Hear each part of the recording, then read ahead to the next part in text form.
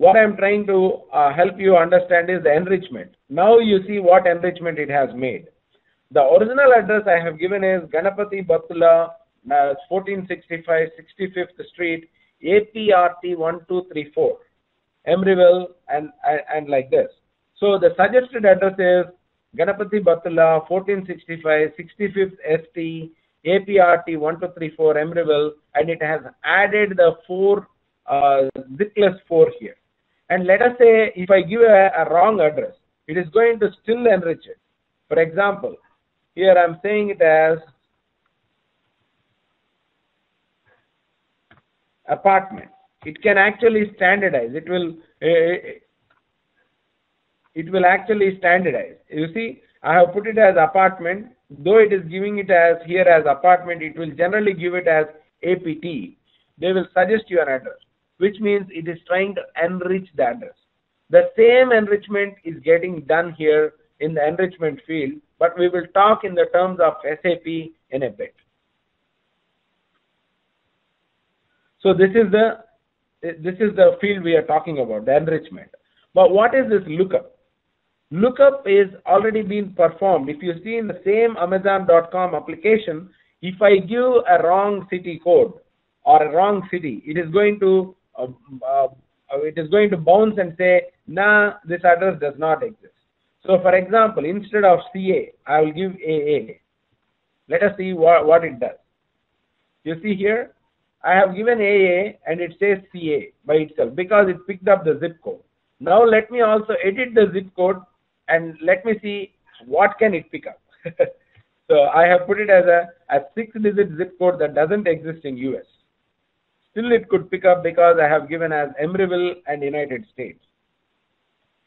You see there? And then the lookup, why it needs the lookup is if at all it couldn't validate Emeryville, it cannot really pick up anything else. So I'm giving it as some just wrong information. So you see the street number or name does not seem to be, the street name or number appears to be invalid because I have given some crappy city here, some region here. So it is validating against its lookup.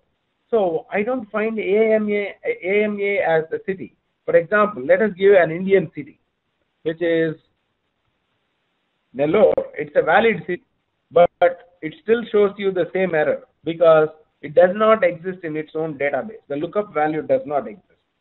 The same thing in the IDOC they are giving you. This is the mandatory field to load the customer. This is the enriched field. So though you give a different address, it is going to enrich automatically. It cannot enrich the address automatically. I'm just exaggerating it. But then it can enhance the customer number. Though you give the customer number as 1234, if SAP requires it as 0001234, that is how it is going to give. If you look at your bank statement, you will understand why are they appending 4 or 5 zeros in front of your account number? Because that is the mandatory format that is required by the system. Though your account number is only 1234, why are there 16 digits before it? Because it's the mandatory format. So that is the enrichment. One is mandatory field. The second is mandatory format. The third is the lookup value. So if you go in to put the source data, you have to put all this information. This is the minimum information that SAP looks for a baseline customer KNA1 table to get created. Whereas if you go and look at the SAP environment, the KNA1 can have all these 109 columns. Only very few of them are the required fields. The rest of them are optional because you might need it for your business or they can be not required fields for your business. So is it okay, guys? You understand the IDOC mapping there? Can I proceed into the job and show you how these validations happen in the customer IDOC? Or do you have any further questions on top of it? I think I'm good at it, so Okay. So let me get into the IDOC structure itself. Now, after we have loaded lookups, we have configured, we are good.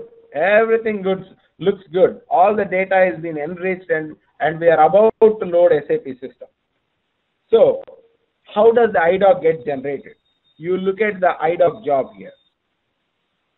This is the customer master IDOC. You'll see the job loads in different segments, in different sequence. You see here. So first it initializes.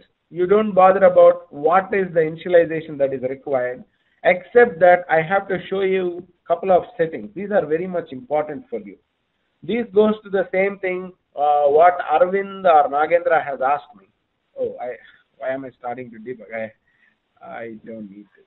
I just go into properties and show you a couple of important items before we kick off an IDOC.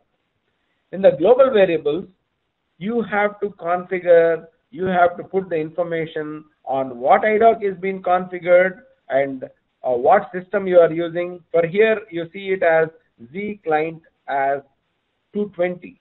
For us, we have to make this as 800 because that is the client number we are going to use to load. And then IDOC type. IDOC type is again, it will be the SAP basis team who configures what IDOC type this is, and by default it is, for this particular one is DM EBMA S06. And then the receiver partner number is something which you have to configure again.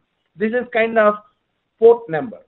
So the IDOC will be received on which partner number, because there can be several partners within your SAP system. So you are saying which partner number I need to receive this on. So it is RSA client 220. For us, it could be because we are using 800 system, it could be 800. That's just an assumption, but we have to go and set all this. Receiver's port. By default, it is SAP RSA, but if at all we have configured the port in a different way, we have to give that information here. So this is the basic information. At least these 4 fields have to be configured for your environment, for the IDOC to run to the success. These 4 fields are very much important for you to load to whichever client you are looking at. So make sure you configure it, and SAP basis team is the one who will configure this, and they will provide you the value saying this is the message type, this is the IDOC type, this is the SAP receiver's port number, and you make use of them and then trigger the job, it executes. But the important thing is you get into the job where you have to make some changes. It won't execute by itself. So customer numbering. Don't worry about the customer numbering for now, because that is again a standard which each company decides by itself. If you wanted SAP to numbering do the customer number generation, it does it. Or if you wanted to use your own source system number, then you'll have to do an override on the SAP side. But generally they do the value mapping and say customer 000123 is called as a customer ABCD in your SAP environment. That could be possible. We will see that value mapping in a bit. Which table it goes and look and all I will show you. But let me get into the first mapping. The first workflow here, whichever you see, is a customer master basic data E1KNMA required. So this is the first segment it is going to load. So customer master basic data map. So let me get into that. What is this customer master basic data map is? We haven't still generated any IDOC yet. We are in the validation process. The IDOC customer basic. This is the structure of the IDOC. So it is put into the Excel file as a source. Just to show you what is the structure, let me pull it out. So you have KT. Don't worry about the naming conventions SAP has come up with, guys. That is really really Greek and Latin for us. They have come up with a German name. A customer in German could have called as KUNNR. I don't know what that is, but that is the customer they call it as. So you have this sample Excel files they have delivered as part of the migration package. This is only for the sample Excel. The real data will never be in Excel sheets. The real data comes from your source system. That is what is important you have to understand. This is only just a mere sample that they have given you. So you can just run it and then it gets from this Excel files and then load the data into SAP. And how do we create these lookups? I'm currently doing it just like importing the data from SAP and then trying to reload the same thing, just for the purpose of the session. And no wonder if something fails, which means the configuration is missing. Today I'm going to talk to an SAP basis admin who can help me to configure my system even to listen to a port, particular IDOC and all, because I myself never did that. But what I'm going to show you on the real-time system, which has been already configured, and how we load it, I will show you that. So these are the source files which we are talking about. So if you see the customer master, this is the data we get.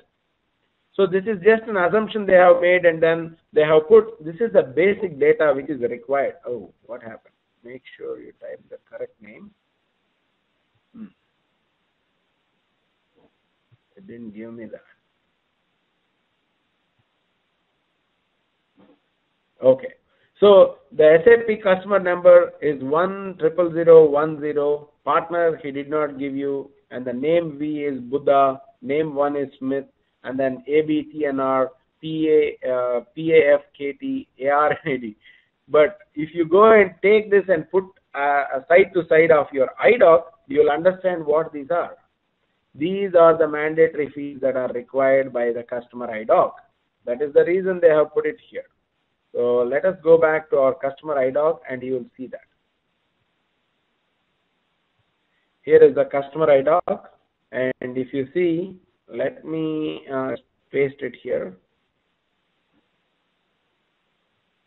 I think there should be a transpose, if I'm not wrong. Paste special, I can use a transpose. Unicode text, no. Oh, it doesn't have a transpose option in this. Should be there.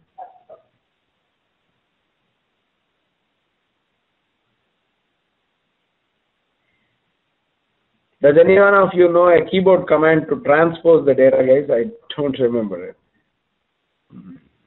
Transpose is row to column. So all I'm trying to do is this much. 1 second. If I make it here, I should be able to get it. Here is the transpose. So all we are trying to do is to identify these are the mandatory fields.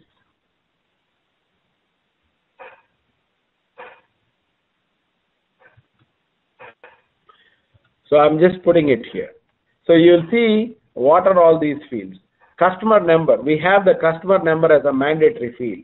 We have the customer account group, which is, I think, the partner. We have the customer key here, which is LAND1. It should be one of this, but I don't see that is being mapped, which is the country field. You know, some of them could be default. If at all you would have defaulted your data to USA, it stays there. And the name one, which they are calling it as E1KNAM1. That is the technical name of it. You should see it, one of these will point to the E1KNAM1. If you go back to your system, it will exactly show you where it points to. So let me go back to the IDOC structure. You'd see the same thing. So in here, if you see the customer account, customer number is KUNNR, and then account group is KTOKKD. Like it just try to map in the same way. Whatever you are looking at it is the same IDOC structure for the customer basic data, and this is the structure of it. And the data they have provided is going to go into mandatory fields, and few of them could be defaulted. So where they default, again you can see it here itself. For example, if there is a language, you see here, this is a language. You can always set a default value here, guys. So let me get into the properties and I will show you. They would have set a default here. So the language is, it is a mandatory field and an lookup field. So they are saying is the language key is kna1.spras and the mapping is coming from spras. So they would have provided the information in the column as spraf, and you can always default a value. And where to default, I can show you, though they may have used here or not.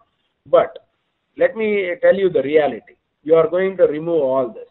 This is the query all fields where you have the entire big bang of the table. You see here there will be more columns here. But whereas the left hand side you see very few columns, which are most of the important or the mandatory columns that are required. So how we do in a project is we take off the first two things. This is only for the for the purpose of a POC or for the understanding they give you this. All you're going to do is you get your final extracted data and final enriched data or standardized data, remove these two and then plug in your table there. So the one important thing you'll have to remember is an Excel file cannot be used as target. It can be used only as a source. And if someone is asking you to generate Excel files using data services, you can generate only a CSV file, and a CSV file can automatically open in Excel. You cannot generate a direct XLS file from data services. Make a note of it. And then after I show you this, I'm going to get into the reality. I will show you a real customer job today. But let us get into the next step where I will show you what kind of enrichment is required. So first you map the data and then you validate the data. When you do validations, you are validating if the value exists in the lookup table or not. You see here, validate lookups, validate mandatory columns, validate format. They have all these three validations that are getting done. So you go into the lookup, you see all these lookup EXTs here. So inside the validation, they have written all this. And don't get scared looking at these guys. You are not going to do anything. You are not going to modify them. All you have to is you have to understand them. Only if you understand, you'll see what is happening inside the job. You have to understand because the reconciliation job at the final stage, it says like the record failed due to so and so reason. You'll be wondering where the record failed. This is the validation step they have put which fails the record. So it says like industry code _1 and it has a symbol with plus, which says you have to go and check it in this particular table, and if the configuration doesn't exist in the lookup industry code table, it is going to reject the record and say it does not exist. We are going to run a job today and see if it throws an error or not. In a bit we will do that for a very smaller object, but I'm trying to show you what kind of validations they do. And second one is they are validating mandatory columns. In here, if at all a particular thing doesn't exist, you see here for every customer there should be a city. For every customer there should be a country. Name is a mandatory field. There is a sort field which they have put in. What is a sort field in SAP world? A sort field is a short description or a text about the customer. So this is the information that is mandatory, and they do the validation within the data services job and see if that doesn't exist, they will fail and put the data into customer master basic data invalid. This table will be used to hold those invalid records. Currently it is not created, so you see an error, but it gets created as part of the process when you run the job. Finally comes the customer master basic enrichment. This is the same thing which Raju has asked the question about what the enrichment is. Let us just get into the internal data flow and see what the enrichment is.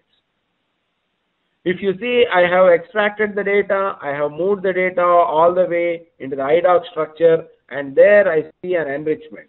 what does the enrichment do is it will assign a customer number from SAP perspective rather than your source number. So whatever the source number you may get, you see here, the lookup is sitting on the customer number. It gets into the management lookup number allocation table. It gets a proper number from that table and then allot it here. So there will be an SAP equivalent number for each of the customer that you are loading. If you say I am loading customer 1234, SAP would have given its own number as A1234 because that is the SAP format. So it will try to see whether this customer exists in the lookup table or it rejects it. If Got a question? Bit confused between lookup and enrichment. So in the enrichment part also we are trying to get the lookup value only. Good question. Okay, let me tell you, the lookup validations is for different fields, and enrichment is after you find the record you're going to enrich it.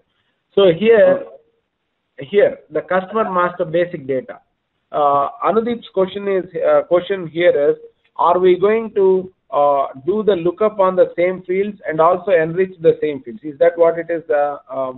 Is that what it is, Anudeep?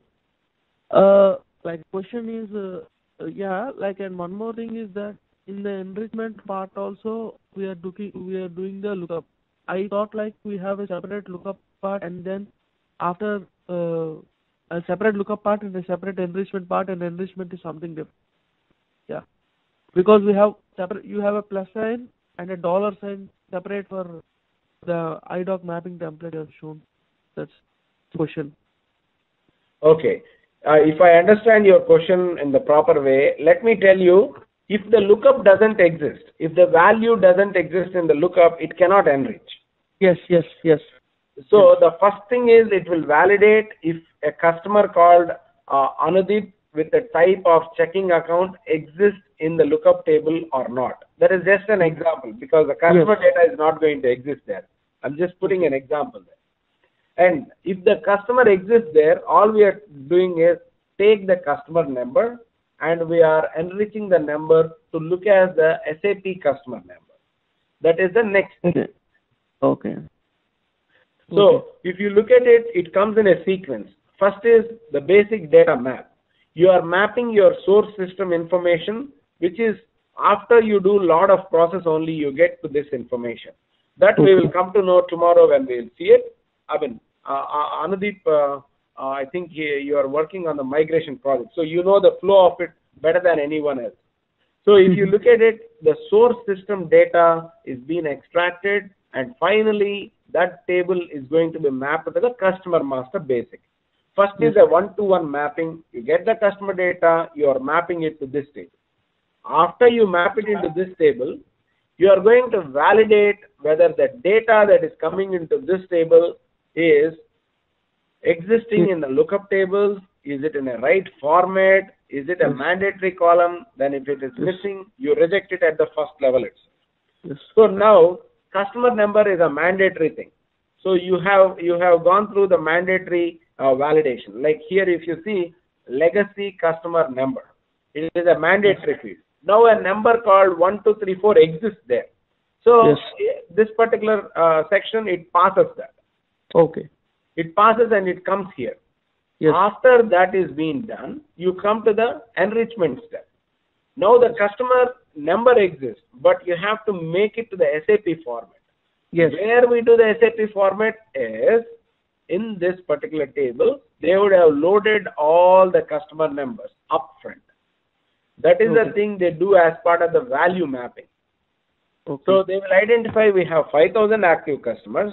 The 5,000 active customers in the source system, let us say if I go back to our original slide where I have given you an overview, then I can make a point there which you can understand. Give me one other second. I'm pitching into the earlier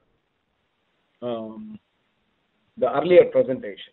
I know the today's stuff, whatever I'm saying, I'm giving you a lot of information there. So if you think through it, you'll understand all this. You just spend little more time on that, you should be able to understand. One second, I'm pulling out the PowerPoint presentation which we made because I have an important thing to show you there. This slide I have to show you and then make you understand. Here I have three source systems: BON system, man system, JDA system. I'm retiring all the three and I'm going into the target environment. BON should have some customers for sure. Man also has a customer information. JDE also has a customer information. So I extract the data. BON system has maintained a customer number 1234 which pertains to this guy is Anudeep. Whereas man system, it says the same 1234, it says as Arvind.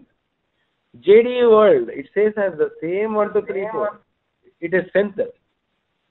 So we have the three customers from the source system with the same number. Right now, when we move into target, there are three different customers for us. So where do we do that value mapping? Is on our data migration services tool. Let me pull out the migration services tool and show you the customer master mapping where you'll understand it really easy. So I will pull out whatever the table we are looking up here. Management number lookup allocation is the table. It is going to look up on this table and then enrich the data. Just remember this name, guys, MGMT number allocation. So the number allocation table has the information already been pre-configured. Let me go into the migration tool, migration services, pull out this table, and we will see what it is.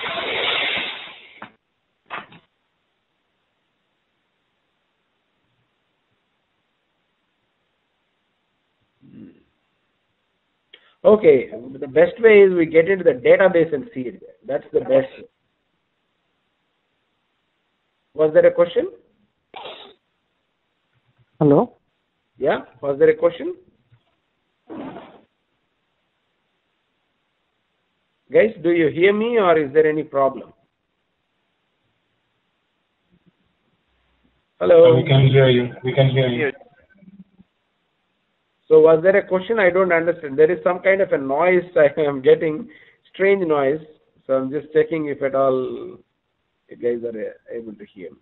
Remote system, yeah. So all I'm trying to show you is where do you have this particular mapping table. This is the SAP mapping table where they do the number allocation. So let me run this and see if it works. Table does not exist because I haven't built the member number allocation table, I think, or else I would have not configured it or something. Just let me go and browse through the tables. We should be able to find it. MGMT number allocation. I mean, there are several settings you have to do for really making this work. But then this is all our environment. So we have the table here. Let us go and see at least what are the columns that we have as part of the table. Currently, you don't have any data in this. But I can show the same thing in my own environment where you might have some data, and that makes it visually easy for you to understand. So let me pull out my environment. Bear with me a couple of more minutes, guys. We'll be done. Because this is very important for you. Only if your mind is clear with one IDOC structure, then you can rock. You can do as many IDOC structures as you want without any issues. It's just the first initial stage of understanding. I know this is a complex job which takes at least a couple of days for you to go and look through and understand what is happening in each of this. But I'm trying to show you very quickly what is part of it, what the table looks like, what kind of a numbering they would have given. Bear with me a couple of more minutes. I pull up that environment and we should be good looking at it.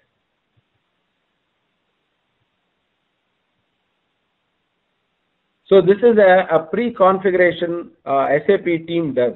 It is not we developers do this. It is only we use this.